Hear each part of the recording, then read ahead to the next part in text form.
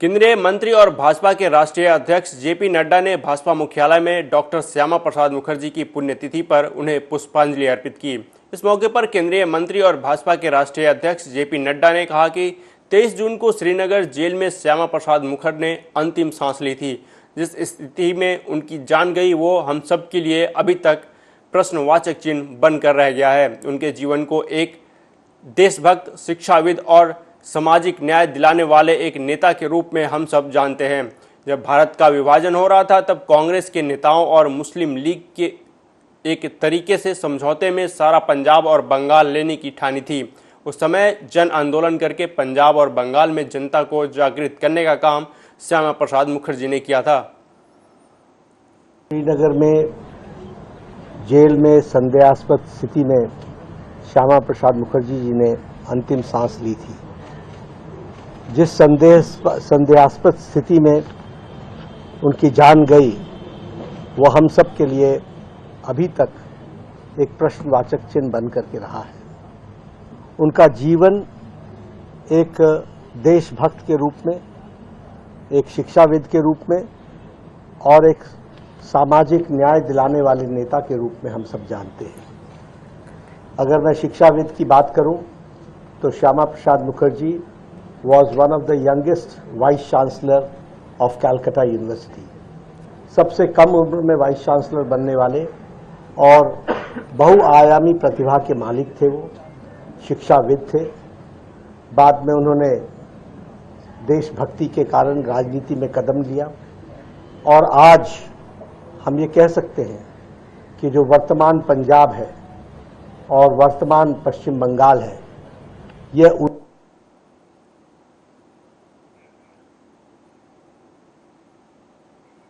केंद्रीय मंत्री शिवराज सिंह चौहान ने कहा कि मैं डॉक्टर श्यामा प्रसाद मुखर्जी के चरणों में प्रणाम करता हूं। प्रधानमंत्री मोदी के आह्वान पर आज से एक अद्भुत अभियान प्रारंभ हो रहा है। उन्होंने कहा कि भाजपा के कार्यकर्ता और जनता भी इस अभियान से जुड़ रही है। एक पेड़ मां के नाम, यह धरती आने वाली पीढ़ियों के लिए सुरक्षित रहे और इसलिए पर्यावरण बचाने में सबसे महत्वपूर्ण काम वृक्षारोपण है। उन्होंने कहा कि पर्यावरण बचाने के लिए आज यह अभियान हमने शुरू किया है। जो जनसंघ के संस्थापक थे उनके चरणों में प्रणाम करता हूं। आज से एक अद्भुत अभियान प्रारंभ हो रहा है। प्रधानमंत्री जी के आह्वान पर भारतीय जनता पार्टी के कार्यकर्ता और जनता भी इस अभियान से जुड़ रही है। एक पेड़ मां के नाम। मां की स्नेह, ममता और प्रेम अद्भुत होता है और पेड़ लगाना मतलब पर्यावरण बचाना। उत्तर प्रदेश के मुख्यमंत्री योगी आदित्यनाथ, उप मुख्यमंत्री ब्रजेश पाठक और अन्य भाजपा नेताओं ने डॉक्टर श्यामा प्रसाद मुखर्जी को उनकी पुण्यतिथि पर पुष्पांजलि अर्पित की। इस दौरान उत्तर प्रदेश के मुख्यमंत्री योगी आदित्यनाथ ने कहा कि अखंड भारत के स्वप्न दृष्टा डॉक्टर श्यामा प्रसाद मुखर्जी का आज बलिदान दिवस है। आज़ादी के बाद संविधान के लागू होने के बाद तत्कालीन कांग्रेस नेतृत्व वाली सरकार ने संविधान में धारा 370 जोड़कर राष्ट्रीय अखंडता को गंभीर चोट पहुंचाने का प्रयास किया था। उन्होंने कहा कि तत्कालीन सरकार की इन्हीं मंशाओं को ध्यान में रखते हुए उद्योग एवं आपूर्ति मंत्री के रूप में देश की सेवा कर रहे डॉक्टर श्यामा प्रसाद मुखर्जी ने अपना पद त्याग दिया था और देश की प्रतिष्ठा और अखंडता के लिए कश्मीर से धारा 370 को हटाने के लिए उन्होंने एक व्यापक आंदोलन शुरू किया था। सीएम योगी ने कहा कि भारतीय जनसंघ के हजारों कार्यकर्ताओं के साथ कश्मीर सत्याग्रह के लिए उन्होंने जो अभियान शुरू किया, इसके लिए उन्हें अपने प्राणों को त्यागना पड़ा। अखंड भारत के स्वप्न दृष्टा डॉक्टर श्यामा प्रसाद मुखर्जी जी का आज पावन बलिदान दिवस है। एक देश में एक प्रधान, एक विधान और एक निशान, इस मुद्दे को लेकर के 23 जून 1953 को भारत की अखंडता को लेकर के उन्होंने अपना बलिदान दिया था। हम सब जानते हैं 1947 में देश आजाद होता है। 1950 में भारत अपना संविधान लागू करता है और संविधान के लागू होने के बाद तत्कालीन कांग्रेस नेतृत्व की सरकार ने देश के संविधान में धारा 370 जोड़ करके राष्ट्रीय अखंडता को गंभीर चोट पहुंचाने का कुछ। वहीं उत्तर प्रदेश के उप मुख्यमंत्री ब्रजेश पाठक ने कहा कि डॉक्टर श्यामा प्रसाद मुखर्जी ने पूरा जीवन भारत माता को मजबूत करने में लगा दिया। आज जो धारा 370 हटी है यह श्यामा प्रसाद मुखर्जी की देन है। उन्होंने आज़ाद भारत में सबसे पहले इसका बिगुल बजाने का काम किया था। आज हम उनकी स्मृतियों को नमन करते हुए उन्हें श्रद्धांजलि अर्पित करते हैं। बलिदान दिवस के अवसर पर प्रदेशवासियों की तरफ से श्रद्धा सुमन अर्पित करता हूं। उन्होंने पूरा जीवन भारत माता को मजबूत करने में लगा दिया। धारा 370 जो आज हटी है ये पंडित श्यामा प्रसाद मुखर्जी जी के दिन है। उन्होंने आज़ाद भारत में सबसे पहले इसका बिगुल बजाने का काम किया था। हम आज सब उनकी स्मृतियों को नमन करते हुए श्रद्धांजलि। दिल्ली में पानी की समस्या को लेकर 21 जून से अनशन पर बैठी दिल्ली की जल मंत्री अतिशी ने कहा कि मैं इस अनशन पर इसलिए बैठी हूं क्योंकि दिल्ली में पानी का बहुत संकट है। दिल्ली में अपना पानी नहीं है। दिल्ली का सारा पानी पड़ोसी राज्यों से आता है। दिल्ली में कुल पानी 1005 MGD है, जिसमें से 613 MGD हरियाणा से आता है। लेकिन पिछले 3 हफ्ते से हरियाणा ने अपना पानी कम कर दिया है। वो दिल्ली को पानी नहीं दे रहा है। हरियाणा सरकार कहती है कि हमारे पास पानी नहीं है, लेकिन कल कुछ लोग हथनी कुंड बैराज गए और दिखाया कि हथनी कुंड बैराज में पानी है, लेकिन जिस गेट से दिल्ली के लिए पानी छोड़ा जाता है वो बंद कर दिया गया है और वहां से पानी नहीं छोड़ा गया। सुनिए उन्होंने क्या कुछ कहा। मेरे अनिश्चितकालीन अनशन का तीसरा दिन है। मैं इस अनशन पे इसलिए बैठी हूँ क्योंकि दिल्ली में पानी का बहुत संकट है। दिल्ली में पानी की बहुत कमी है। दिल्ली में अपना पानी नहीं है। दिल्ली का सारा पानी पड़ोसी राज्यों से आता है। दिल्ली में कुल पानी 1005 MGD है, जिसमें से 613 MGD यानी 613 मिलियन गैलन प्रतिदिन हरियाणा से आता है। लेकिन पिछले 3 हफ्ते से हरियाणा ने अपना पानी कम कर दिया है। वो दिल्ली को पानी दे नहीं रहे। वो सिर्फ 513 MGD यानी 100 मिलियन गैलन प्रतिदिन कम पानी दिल्ली के लिए छोड़ रहे हैं। 1 MGD पानी से 28,500 लोगों को पानी मिलता है। मध्य प्रदेश के मुख्यमंत्री मोहन यादव ने कहा कि मध्य प्रदेश की सरकार कानून व्यवस्था को लेकर बहुत गंभीर है और सभी जिलों को स्पष्ट निर्देश दिए गए हैं कि गोवध अधिनियम के अंतर्गत जो भी अपराध करेगा उस पर कठोर कार्रवाई होनी चाहिए। 1 महीने में लगभग 550 से ज़्यादा प्रकरण पंजीबद्ध किए गए हैं और 7,000 से ज़्यादा गौ माताओं के गोवंश को बचाया गया है। उन्होंने कहा कि हमारी कार्रवाई जारी रहेगी। सिवनी में बड़ी घटना घटी थी और दोषियों के खिलाफ कठोर कार्रवाई की जाएगी। मध्य प्रदेश की सरकार लॉ एंड ऑर्डर को लेकर के बहुत गंभीर है और ये हमारे अपने सभी जिलों को स्पष्ट निर्देश दिए गए हैं कि किसी भी हालत में हमारे अपने जैसे गोवध अधिनियम हमारे यहाँ लागू है और इस अधिनियम के अंतर्गत जो भी अपराध करेगा उस पर कठोर कार्रवाई होना चाहिए और उस कठोर कार्रवाई की मॉनिटरिंग हम प्रदेश लेवल पे भी कर रहे हैं। और मुझे इस बात का संतोष है कि लगातार इसी के कारण से लगभग हमारे 1 माह में 550 से ज्यादा प्रकरण पंजीबद्ध किए गए, 7,000 से ज्यादा गौमाताओं के गोवंश को बचाया गया है और ऐसी सैकड़ों लोगों पे कार्रवाई की गई है और ये हमारी कार्रवाई जारी रहेगी। एक सिवनी में थोड़ी इसकी चूंकि बॉर्डर का इलाका है, स्वाभाविक रूप से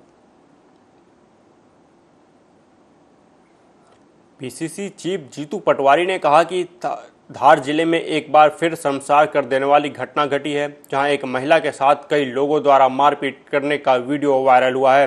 कई व्यक्ति उस महिला को पकड़कर हाथों से लकड़ी से बेरहमी से पीटते दिखाई दे रहे हैं। पूरा घटनाक्रम थार जिले के गंधवानी विधानसभा के ग्राम कोदी का है। जीतू पटवारी ने डॉक्टर मोहन यादव से कहा कि घटना जिस तरीके से हुई वह अंतर मन से दुखी होने वाली घटना है। यह प्रदेश ऐसा बन गया है जिसमें कई बहनों के साथ लगातार रोज बलात्कार हो रहे हैं। जिस तरीके से धार में बहना को मारा गया, ये सरकार की कानून व्यवस्था पर सवाल खड़े करता है। जीतू पटवारी ने कहा कि लाडली बहनों को अब तक 3,000 रुपए नहीं दिए गए। करोड़ों रुपए की गाड़ियां खरीदने में सरकार खर्च कर रही है। तरीके से निर्ममता से धार में मारा गया, पीटा गया, जिस तरीके से अंतर मन से दुखी होने वाली घटना आई, ये प्रदेश ऐसा बन गया जिसमें 17 बहनों के साथ लगातार रोज बलात्कार होता है, बेटियों के साथ होता है, छोटी छोटी बच्चियों के साथ होता है। ये प्रदेश रोज महिलाओं को सरेआम तालिबानी तरीके से पीटा जाता है। कई सैकड़ों वीडियो है, धार का ताजा वीडियो है। ये लाडली बहना के 3,000 रुपए खा गई है सरकार। इस सरकार ने जो 3,000 का वादा करके बहनों से वोट लिया और उसके पैसे खा गई और चुनाव जीतने का दम भरती है। मैं मानता हूं एक तरफ है मध्य प्रदेश के मुख्यमंत्री जो अभी गाड़ियों पे करोड़ों रुपए खर्च कर रहे हैं, मंत्रियों की गाड़ियों पे, फिर खर्च कर रहे थे मंत्रियों के बंगलों पे, फिर हवाई जहाज खरीद रहे थे और 4.25 लाख करोड़ का कर्ज भी ले रहे हैं और उसके बाद बहनों की ये हालात हो रही है। मैं मानता हूं इस सरकार का असली चेहरा। एनटीए के महानिदेशक सुबोध कुमार सिंह को शनिवार को पद से हटाए जाने के बाद अब ताज़ा अपडेट यह है कि 23 जून को होने वाली नीट पीजी परीक्षा स्थगित कर दी गई। स्वास्थ्य मंत्रालय ने शनिवार को इसकी जानकारी दी थी। मंत्रालय के अनुसार परीक्षा की नई तारीख की घोषणा जल्द की जाएगी। दरअसल यह अहम फैसले नीट यूजी परिणाम और यूसीजी नेट परीक्षा रद्द होने को लेकर चल रहे विवाद के बीच लिया गया है। स्वास्थ्य मंत्रालय ने कहा कि कुछ प्रतियोगी परीक्षाओं की हाल की घटनाओं को ध्यान में रखते हुए स्वास्थ्य मंत्रालय ने मेडिकल छात्रों के लिए राष्ट्रीय परीक्षा बोर्ड द्वारा आयोजित नीट पीजी प्रवेश परीक्षा की प्रतिक्रियाओं की मजबूती का गहन मूल्यांकन करने के निर्णय लिया है। मंत्रालय ने आगे कहा कि 23 जून 2024 को होने वाली नीट पीजी प्रवेश परीक्षा को स्थगित करने का निर्णय लिया गया है।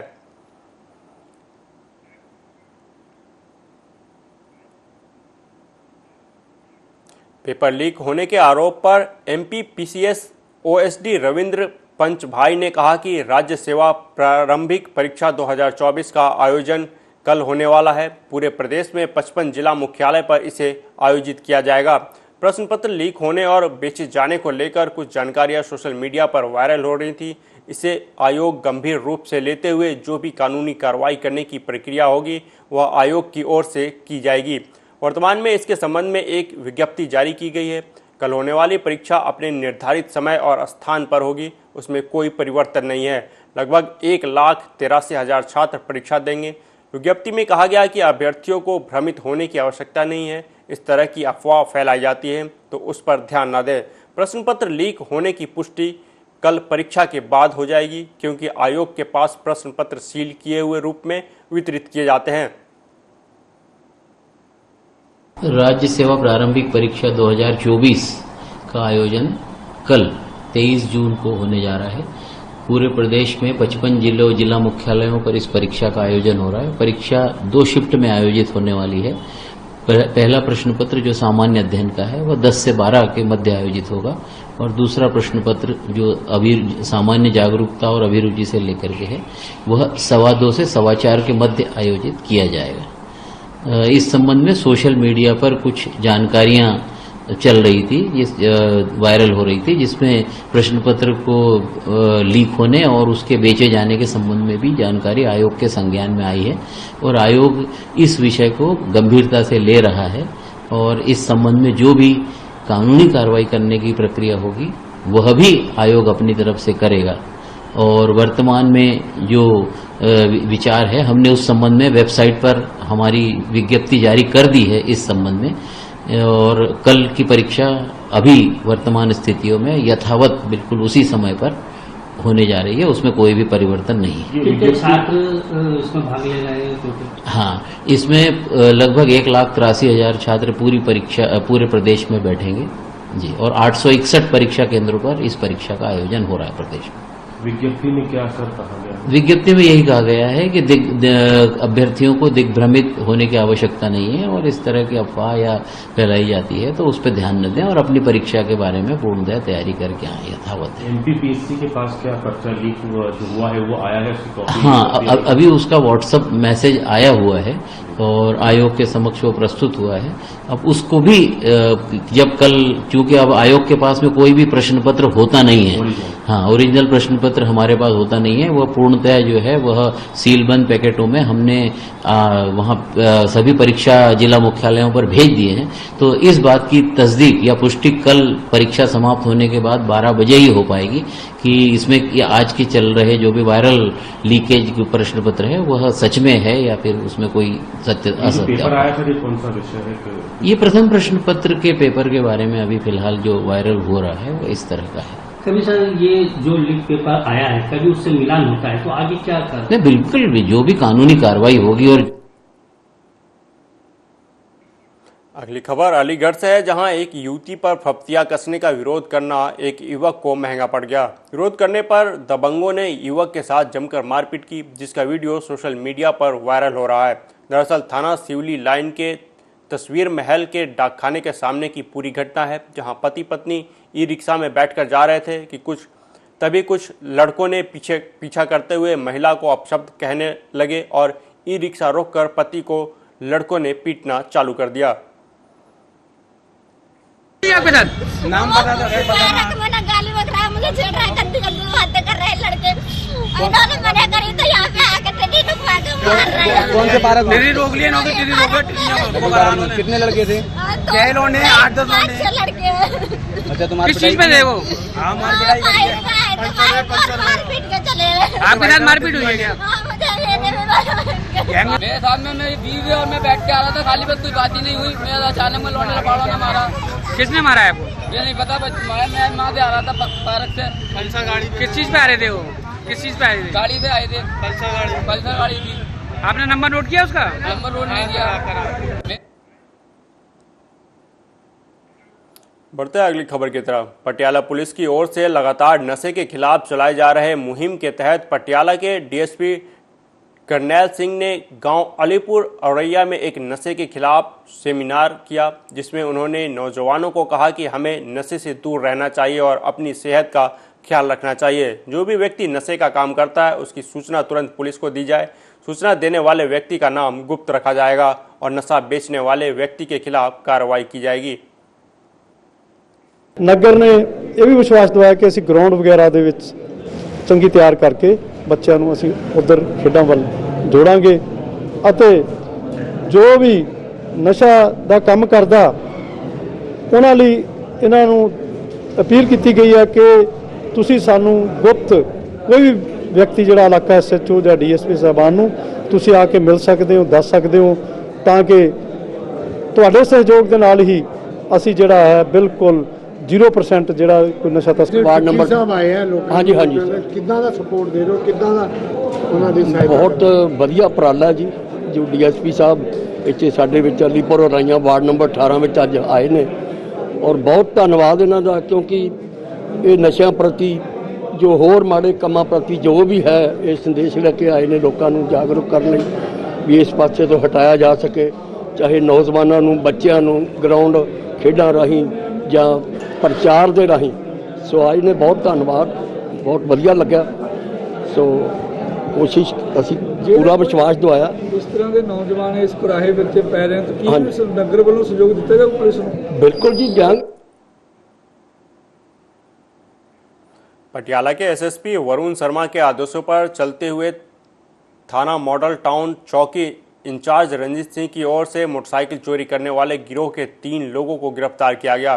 वहीं पटियाला सिटी 1 डीएसपी मनदीप कौर ने जानकारी देते हुए बताया कि लगातार पटियाला में मोटरसाइकिल चोरी की वारदातों में बढ़ावा हो रहा था। इसी के तहत पुलिस ने तुरंत कार्रवाई करते हुए 3 व्यक्तियों को चोरी के 8 मोटरसाइकिल और 1 एक्टिवा स्कूटी समेत गिरफ्तार किया है। श्री एसएसपी साहब पटियाला ਅਤੇ एसपी सिटी पटियाला ਦੀਆਂ ਹਦਾਇਤਾਂ ਦੇ ਤਹਿਤ थाना सिविल लाइन ਤੇ चौकी इंचार्ज मॉडल टाउन ਚੌਂਕੀ ਮਾਡਲ ਟਾਊਨ ਨੇ ਜਿਹੜੇ 8 ਮੋਟਰਸਾਈਕਲ ਜਿਹੜੇ ਰਿਕਵਰ ਕੀਤੇ ਆ, ਇਹਨਾਂ ਨੇ ਬੜੇ ਹੀ ਦਲੇਰੀ ਤੇ ਬੜੇ ਹੀ ਵਧੀਆ ਢੰਗ ਨਾਲ ਜਿਹੜਾ ਇਹਨਾਂ ਚੋਰਾਂ ਨੂੰ ਫੜਨ ਵਿੱਚ ਕਾਮਯਾਬੀ ਹਾਸਿਲ ਕੀਤੀ ਆ। ਮੈਂ ਤੁਹਾਨੂੰ ਦੱਸਣਾ ਚਾਹੁੰਦੀ ਹਾਂ ਸਾਰਿਆਂ ਨੂੰ ਕਿ ਅਸੀਂ ਚੌਂਕੀ ਇੰਚਾਰਜ ਨੇ ਮਾਡਲ ਟਾਊਨ ਨੇ 8 ਮੋਟਰਸਾਈਕਲ ਤੇ 1 ਐਕਟਿਵਾ ਜਿਹੜੀ ਆ ਰਿਕਵਰ ਕੀਤੀ ਆ। ਮੈਮ ਇਹ ਜਿਹੜੇ ਮੋਟਰਸਾਈਕਲ ਹੈ ਇਹ ਪੂਰੀ ਗੈਂਗ ਸੀਗੀ, ਕਿਸ ਤਰ੍ਹਾਂ ਇਹ ਜਿਹੜਾ ਵਾਰਦਾਤਾਂ ਨੂੰ ਅੰਜਾਮ ਦਿੰਦੇ ਸੀ? ਹਾਂਜੀ ਇਹਨਾਂ मछुआरा साहिब में चलाए जा रहे ऑपरेशन ईगल 4 के तहत एक नशा तस्कर ने पुलिस पर गाड़ी चढ़ाने की कोशिश की। गनीमत रही कि कांस्टेबल ने छलांग लगाकर अपनी जान बचा ली, जिसके बाद मौके से भागे नशा तस्कर को पीछा करके पकड़ा गया। उसकी कार में से 5 ग्राम नशीला पाउडर मिला। आरोपी की पहचान गुरु कॉलोनी मछुआरा साहिब के रहने वाले रमन कुमार सैरी के तौर पर हुई है। जानकारी के अनुसार sub inspector Tararam police party समेत नशेरियों के खिलाफ ऑपरेशन ईगल 4 के तहत सर्च कर रहे थे। इस दौरान पुलिस पार्टी टी पॉइंट रोपड़ रोड नज़दीक शक्ति स्कूल के पास मौजूद थी तो चरण कंबल चौक की तरफ से आ रही सफ़ेद रंग की कार को देखकर शक हुआ, जिसके आधार पर रुकने का इशारा किया गया। कार चला रहे रमन कुमार सैरी ने रफ्तार तेज कर दी। पुलिसकर्मियों को मारने की नीयत से उनके ऊपर कार चढ़ाने की कोशिश की। पुलिसकर्मियों ने पीछे हटकर खुद को बचाया। कांस्टेबल मनप्रीत सिंह ने छलांग लगाकर जान बचाई, उसे चोट भी लगी। इसके बाद रमन कुमार सैरी कार भगाकर ले गया। पुलिस ने भी उसका पीछा किया। शक्ति स्कूल की बैक साइड गली में कार अचानक बंद हो गई। आरोपी ने कार छोड़कर भागने की कोशिश की, लेकिन वहां पुलिस ने आरोपी को काबू कर लिया।